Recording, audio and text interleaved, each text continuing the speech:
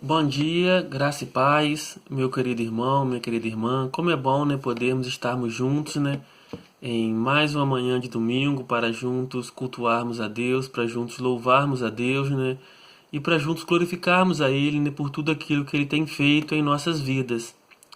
Já quero agradecer, né, você que tem assistido minhas mensagens no YouTube, você que se inscreveu no meu canal, você que tem curtido as minhas mensagens, você que tem mandado mensagens para mim, né? Você que tem orado por mim. Quero agradecer a minha igreja, a liderança da minha igreja, né? As pessoas que têm me dado suporte em oração. Também quero agradecer pessoas que são de outras cidades, de outras igrejas, que têm me assistido, me acompanhado nesse canal do YouTube. Que Deus esteja abençoando a sua vida, que Deus esteja abençoando o seu lar. Tem pessoas também de outras religiões, né, católicas, pessoas que não são de religião nenhuma, que também têm ouvido a minha mensagem. Então, né, a minha palavra para você é que Deus possa estar abençoando a sua vida, Deus possa estar abençoando o seu lar, Deus está abençoando a sua casa. Nós criamos esse canal no YouTube com o intuito de levar a palavra de Deus aos corações das pessoas, levar uma palavra, né, de exortação, uma palavra de amor, uma palavra de esperança nesse tempo, né, onde nos encontramos isolados, nesse tempo de pandemia, nesse tempo onde não podemos nos reunir como igreja, nesse período, né, onde não podemos estar junto das pessoas que nós amamos, não podemos abraçar uns aos outros. Mas como diz o apóstolo Paulo, né, a palavra de Cristo não está presa. Então, né, eu queria trazer uma palavra, né, de amor, uma palavra de consolo a você nessa manhã, uma palavra de esperança. E eu queria já agradecer, né, o seu carinho, agradecer já a sua oração e pedir que você continuasse orando por mim, me sustentando, né, em oração. Eu queria pensar com você nessa manhã sobre um tema que eu acho muito relevante para os nossos dias. O tema da nossa reflexão de hoje vai ser uma igreja que vivia de aparência. E o texto que eu vou usar, né, é Apocalipse, livro de Apocalipse, o último livro da Bíblia, capítulo 3, do versículo 1 ao 6, a carta à igreja de Sardes. E diz assim o texto, né? Vamos ler o texto aqui, né? Para a gente refletirmos juntos sobre esse texto. Ao anjo da igreja em Sardes escreve: estas coisas diz aquele que tem os 7 Espíritos de Deus e as 7 estrelas. Conheço as tuas obras, que tem nomes de que vive e estás mortos. Sê vigilante e consolida o resto que estava para morrer, porque não tenho achado íntegra as tuas obras na presença do meu Deus. Lembra-te, pois, do que tens recebido e ouvido, guarda-o e arrependa-te, porque se não vigiares, virei como ladrão, e não conhecerás de modo algum em que hora virei contra ti. Tens, contudo, em Sardes umas poucas pessoas, que não contaminaram as suas vestiduras, e andaram de branco junto comigo, pois são dignas. Ao vencedor será assim vestido de vestiduras brancas, e de modo nenhum apagarei o seu nome do livro da vida. Pelo contrário, confessarei o seu nome diante de meu Pai e diante dos seus anjos. Quem tem ouvidos, ouça o que o Espírito diz à igreja, né? Vamos orar? Senhor Jesus, gratos somos, Senhor, por mais um dia de vida que o Senhor nos concedeu. Gratos somos pelo dom da vida, Senhor. Pai, derrame do seu Espírito Santo sobre nossas vidas, Senhor. Quero te pedir por cada pessoa que vai ouvir essa mensagem, que o Senhor possa estar dando iluminação, que o Senhor possa estar abrindo o seu coração para entender a sua palavra, Senhor. Pai, venha nos abençoar, venha nos proteger em tempos de crise, Senhor. Abençoe o nosso país, abençoe a liderança do nosso país, Senhor. Ó Pai de amor, é a oração que te fazemos, em nome de Jesus. Amém, né? Então, irmãos, esse livro aqui, né, é o livro de Apocalipse. Esse livro foi escrito pelo discípulo amado João. João, o último discípulo, já bem idoso, né, talvez com quase 90 anos. O imperador de Roma encerra ele, né, na ilha de Patmos para calar a voz do último apóstolo. E ali então, né, João vê uma visão, vê uma revelação, ele vê o céu aberto, ele vê a glória de Deus, e Deus então ali inspira ele, né, a escrever essa linda carta, esse lindo livro, né, de Apocalipse, que traz lições preciosas para mim e para a sua vida. Alguns têm até medo de ler, né, porque é um livro de símbolos, de enigmas, mas o nome Apocalipse quer dizer descortinados. Então, sem medo, né, com muito temor e reverência, nós vamos pedir a Deus sabedoria para guiar a nossa mente, guiar o nosso pensamento nessa hora, né, para entender a sua palavra. Eu queria deixar aqui para você uma pequena reflexão, uma pequena introdução, né, sobre a igreja de Sardes, a quinta carta da igreja de Sardo. Sardo era uma cidade na província romana da Ásia, onde hoje é a Turquia asiática. Era a capital do antigo reino de Lídia e sinônimo de riqueza. Em Apocalipse 3, a igreja de Sardes parece ter sido embebida com o espírito do lugar e apegou-se à reputação passada sem nada realizar no presente e deixou de ser uma igreja vigilante, né? Então aqui nós aprendemos por que eu dei o tema da mensagem de uma igreja que vivia de aparência. Então Sardes era uma igreja que ela estava num contexto social de riqueza. Ela se deixou embebedar pelo espírito do lugar. Ela deixou, né, o primeiro amor. E aqui então, né, ela se esqueceu de Deus. Ela vivia de aparência. E eu queria destacar para você nessa manhã de domingo algumas lições, né, que esse texto aqui ele traz para mim e para a sua vida. E a primeira lição está no capítulo 1 que nós acabamos de ler, que diz assim: e ao anjo da igreja de Sardo escreve. Então Deus escreve isso ao anjo da igreja. Quem é o anjo da igreja? O líder, o pastor que Deus colocou na igreja ali, né? Se você for ver, né, essa expressão é a mesma expressão usada para João Batista, aquele que veio ser o precursor do Messias. E fala lá, os profetas falaram no Antigo Testamento, né, que Deus enviaria o seu anjo para preparar o caminho do Messias. Então João Batista foi esse anjo. Então lá em Hebreus 13, 7, versículo 17, Hebreus 13, capítulo 13, o versículo 7 e o versículo 17, o autor diz assim: lembrai-vos dos vossos guias, os quais vos pregaram a palavra de Deus, e considerando atentadamente o fim da sua vida, imitai a fé que tiveram. Obedecei os vossos guias e sede submissos para com eles, pois velam por vossas almas como quem deve prestar conta, para que façam isso com alegria e não com gemidos, porque isso não aproveita a vós outros, né? Então nós percebemos que o pastor é um homem colocado por Deus na igreja para ele guiar o seu povo, para instruir o seu povo. Então nós temos que orar pela nossa liderança, temos que orar, né, pelos pastores da associação, temos que orar, né, pelos nossos pastores, para que eles sejam revestidos do poder de Deus. E que nós possamos, né, ter pastores comprometidos com a palavra de Deus, possamos ter pastores, né, envolvidos na obra de Deus. Pessoas que venham trazer, né, o verdadeiro alimento espiritual para a minha e para a sua vida. E a segunda lição que nós aprendemos aqui é que a soberania de Jesus, o Senhor da igreja. Olha só o que diz o texto: conheço as tuas obras. No versículo, capítulo 3, versículo 1, né, Jesus diz para a igreja: eu conheço vocês. Então eu queria dizer para você, meu irmão, para você, minha irmã, que Jesus, ele conhece a sua vida. Jesus conhece o seu coração. Jesus sabe aquilo que você tem feito. Jesus conhece o nosso coração e as nossas intenções mais íntimas, os nossos pensamentos mais ocultos. Não há nada que podemos esconder de Deus. Interessante aqui que ele fala à igreja que ele conhece as obras da igreja. Ele diz assim: não achei as suas obras perfeitas diante de mim. Eu acredito aqui que você, em algum momento da sua vida, você já fez um concurso público. Você já prestou uma prova. Seja ela de trânsito, seja ela um concurso público. E eu creio que você pode ter sido reprovado. E é muito ruim, né, ser reprovado numa prova. É muito ruim estudar, se preparar, né? Quando a gente chega lá, a gente não consegue atingir aquele objetivo que a gente queria. E aqui, irmãos, a igreja está sendo reprovada.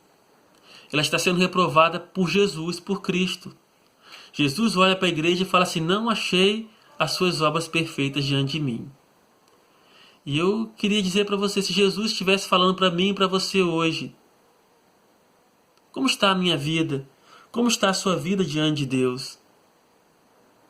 Irmãos, que nós possamos andar de branco, que nós possamos, né, andar com a nossa vida transparente diante de Deus, diante das pessoas. Eu gosto muito do Salmo 139, né, onde o salmista diz assim: para onde fugirei da sua presença? Se subir ao céu, tu ali estás. Se descer ao céu, ali também tu estás. Para onde fugirei da sua presença? Então, irmãos, não podemos nos esconder de Deus. Não podemos fugir de Deus. Deus conhece o meu coração. Deus conhece o seu coração. E nesse pensamento, irmãos, que Deus conhece as nossas obras, nós vamos para o terceiro tópico da mensagem, ou para a terceira aplicação que o texto bíblico nos leva a aprender nessa manhã. A primeira aplicação, que nós falamos é que o mensageiro usado por Jesus para guiar a igreja, que nós falamos que é o pastor, que é o líder da igreja. A segunda é a soberania de Jesus, o Senhor da igreja, onde nós falamos que Jesus, ele conhece tudo aquilo que a gente faz. E a terceira lição que nós tiramos desse texto aqui é que vida de aparência não agrada a Deus. Olha só o que Jesus diz para a igreja: tem nomes de que vives, estás morto. Versículo 1. Tem nomes de que vive, mas estás morto.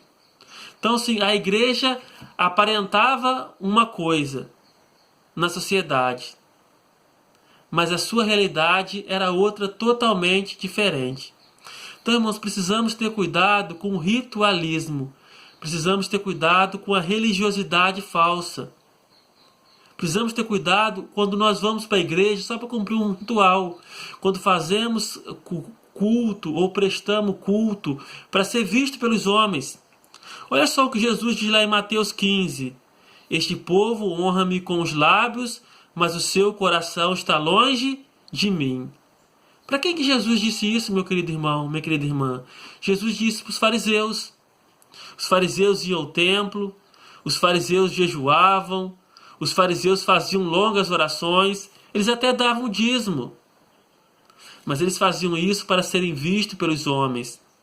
Eles faziam isso para aparecer.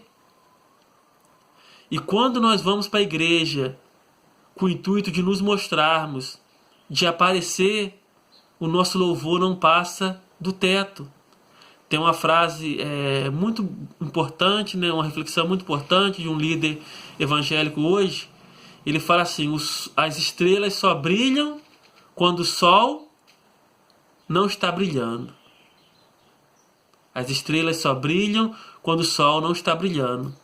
Então, quando você olha para o céu no meio-dia, você não vê estrela, porque o sol, ele brilha com seu brilho intenso. Nós só vemos estrela à noite. Qual a aplicação que eu faço para mim e para a sua vida?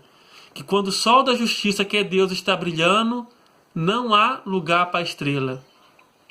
João diz, quando ele veio preparar o caminho do Senhor, ele diz assim: convém que Cristo cresça e que diminua eu. Nós devemos fazer com que o nome de Cristo seja glorificado, que a pessoa de Cristo seja glorificada. Às vezes nós olhamos na igreja, em cultos especiais, onde a igreja está cheia, culto de Natal, culto de Páscoa, culto de Ano Novo.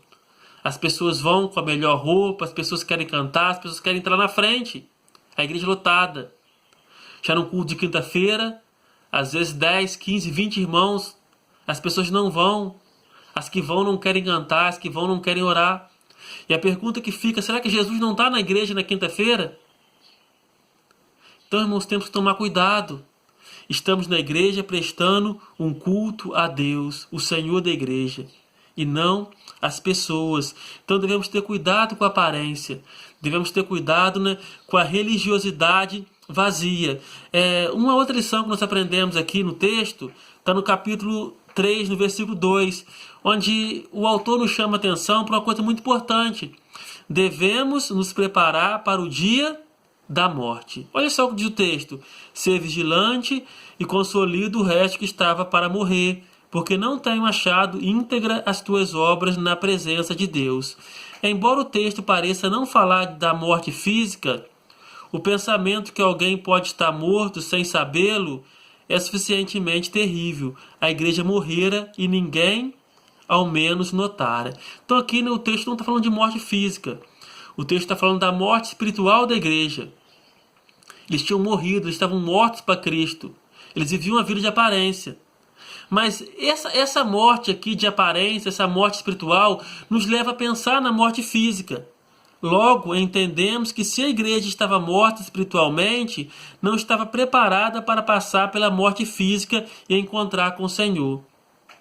Então, irmãos, o apóstolo Paulo, né, escrevendo aos Efésios, no capítulo 5, versículo 14, ele diz assim: Desperta, ó tu que dormes, levanta-te dentre os mortos e Cristo te iluminará. Irmãos, a morte é uma realidade na minha e na sua vida. Tem um texto no Antigo Testamento, né, onde Deus diz assim para Israel: Prepara-te, ó Israel, para encontrarmos com o nosso Deus. Como está a sua vida, irmãos? Como está a minha vida com Deus? Como estamos, né, diante de Deus? A igreja de Sardes, ela estava morta. Eles estavam longe de Deus. Estavam vivendo uma vida de pecado. Infelizmente, irmãos, muitas igrejas hoje, né, têm vivido e têm andado por esse caminho. Um caminho, né, longe de Deus, um caminho, uma vida de aparência. Então o apóstolo Paulo aqui, né, ele nos chama a acordarmos. Desperta, ó tu que dormes, e levanta-te dentre os mortos, e Cristo te iluminará. Cristo quer iluminar a sua vida com a sua palavra. A quinta lição, né, que nós aprendemos aqui, nesse texto, é que somos exortados a lembrar da obra de Cristo por nós. Então, né, o escritor aqui, né, ele fala assim: olha, vocês têm nomes de que vivem, mas vocês estão mortos. Ele fala assim: confirma aqueles que estavam para morrer, porque não têm achado íntegras as tuas obras. E no versículo 2, no versículo 3, se eu não me engano, ele diz assim: olha, lembra-te do que tens recebido e ouvido. Ele usa o verbo lembrar. O autor usa o verbo lembrar para nos mostrar a obra redentora que Cristo fez por nós na cruz. Então parece que o autor João aqui, né, ele está falando para a igreja de Sardes assim: olha, vocês lembrem daquilo que Jesus fez na cruz por vocês. Vocês lembrem do sacrifício de Cristo na cruz por vocês. Então, irmãos, precisamos estar lembrando daquilo que Deus fez por nós na cruz do Calvário. A obra de redenção de Cristo na cruz do Calvário. Em 1 Coríntios, o versículo 18, 21, olha só o que Paulo diz à igreja de Coríntios. Certamente a palavra da cruz é loucura para os que se perdem, mas para nós que somos salvos é o poder de Deus. Visto como na sabedoria de Deus o mundo não conheceu, por sua própria sabedoria, aprove a Deus salvar o que creem pela loucura da pregação. Somos salvos pela loucura da pregação. Então, quando nós lemos a Bíblia, quando nós ouvimos uma mensagem de Deus, uma mensagem baseada na palavra de Deus, o Espírito Santo de Deus está vivificando os nossos corações. O Espírito Santo de Deus está nos mostrando aquilo que Deus, né, ele fez na cruz do Calvário por nós. Então, irmãos, que Deus, né, ele possa estar iluminando a nossa vida. Que Deus possa estar dirigindo a nossa vida. Então, né, ele usa o verbo lembrar aqui. E ele usa um outro verbo depois do verbo lembrar, que é o verbo guardar. Aí o salmista, no Salmo 119:11, ele diz assim: ó, guardo no coração as tuas palavras para eu não pecar contra ti. Quando nós ganhamos um presente de uma pessoa querida, né, às vezes aquele presente não tem nenhum valor assim, material, ou não é valioso, mas ele sentimental, ele tem um valor precioso pra gente, pelo carinho que aquela pessoa que nós amamos nos deu. E Deus nos deu, né, o melhor presente, que é o seu Filho, que veio, que morreu na cruz pelos nossos pecados. E nós devemos guardar aquilo que é precioso no nosso coração.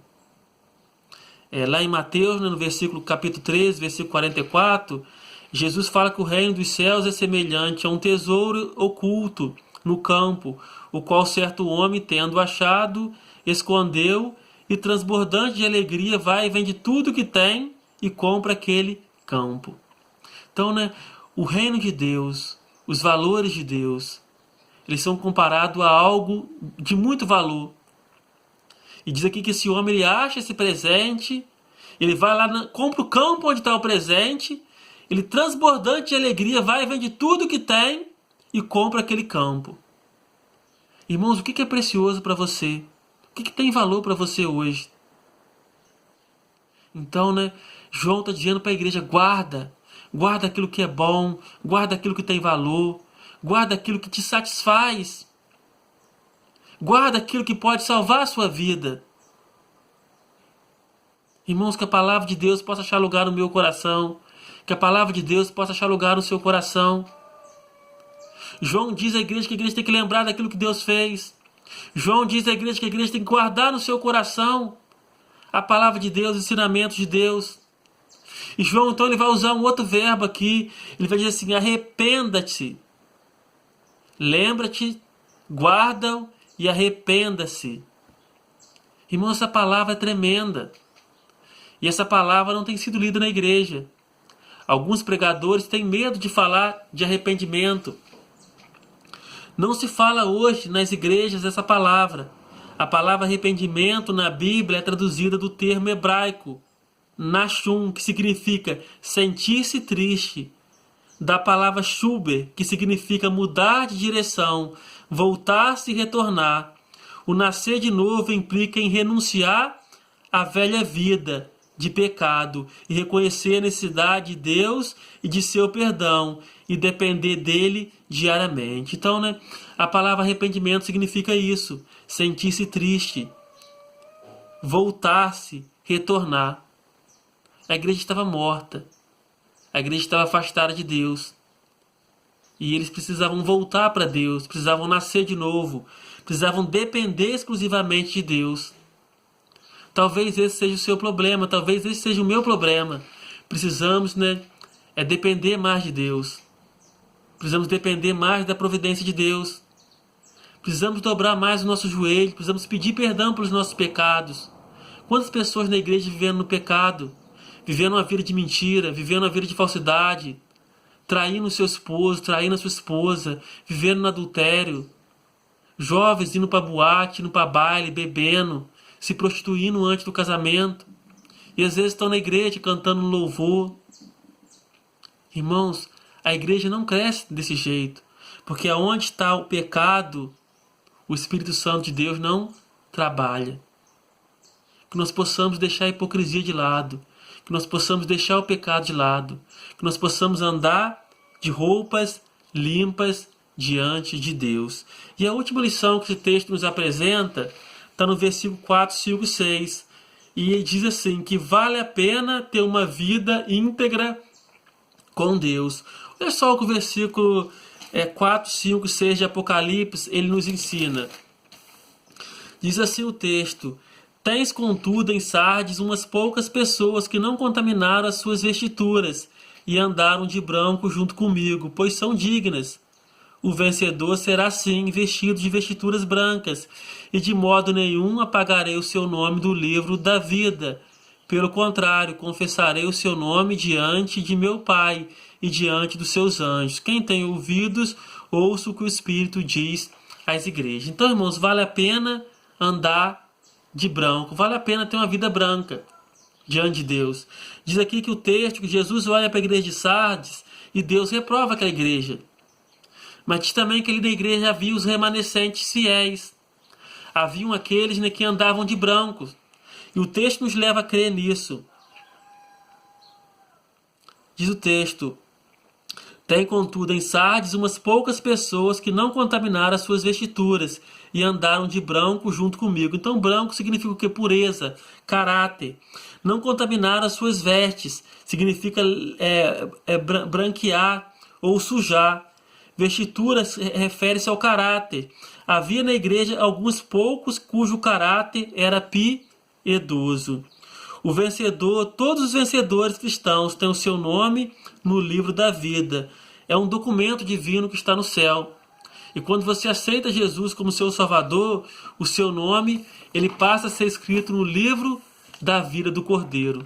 Jesus escreve o seu nome no livro da vida do Cordeiro. E de modo algum o seu nome vai ser riscado. Então eu queria dizer para você, meus irmãos, que o apóstolo Paulo, ele escrevendo na sua carta aos Coríntios, ele nos diz assim, que se nós esperarmos de Deus só nessa vida, somos os mais miseráveis de todos os homens. Existe uma eternidade para se viver. Existe um céu para se viver. Jesus veio nos dar salvação. Jesus morreu na cruz para me salvar. Jesus, né, ele morreu na cruz para te salvar. E diz aqui a Bíblia que o vencedor será assim vestido de vestiduras brancas. Então, né, o vencedor. Quem é o vencedor? Aqueles que entregaram a sua vida a Jesus, aqueles que aceitaram Jesus como seu único e suficiente Salvador. E diz aqui que de modo nenhum apagarei o seu nome do livro da vida, pelo contrário, confessarei o seu nome diante de meu Pai, diante dos seus anjos. Então, irmãos, vale a pena ser fiel. Vale a pena buscar Deus. Vale a pena andar com Deus. Porque existe um lugar de glória, existe um lugar de repouso para mim e para você. Jesus veio trazer isso para nós. Jesus veio nos dar salvação.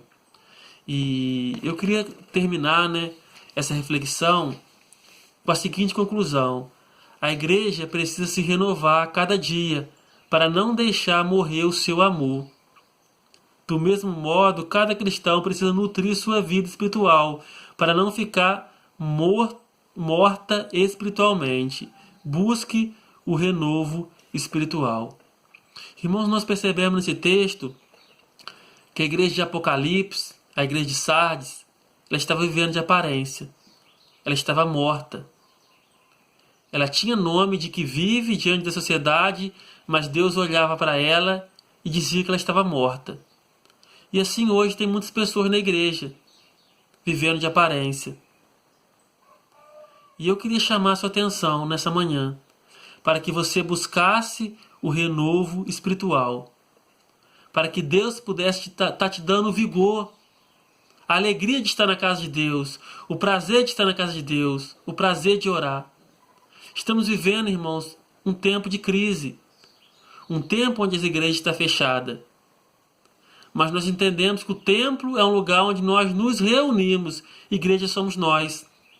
Que nós em nossas casas possamos orar mais, possamos ler mais a Bíblia, possamos dobrar mais o nosso joelho e buscar a direção de Deus. Que Deus venha renovar a minha vida, meu irmão. Que Deus venha renovar a sua vida nesse momento. Que Deus venha abençoar a nossa casa. Que Deus venha abençoar a nossa família. Que Deus venha abençoar o nosso lar em Cristo Jesus. Que Deus possa assim, né, estar nos abençoando nessa manhã de hoje com essa palavra. Desde já, eu agradeço o carinho e que Deus, né, possa estar abençoando a todos em Cristo Jesus. Que a palavra de Deus, né, ela possa achar lugar, né, no meu e no seu coração nessa manhã. Que todos tenham um bom domingo, né, na presença de nosso Senhor e Salvador Jesus Cristo.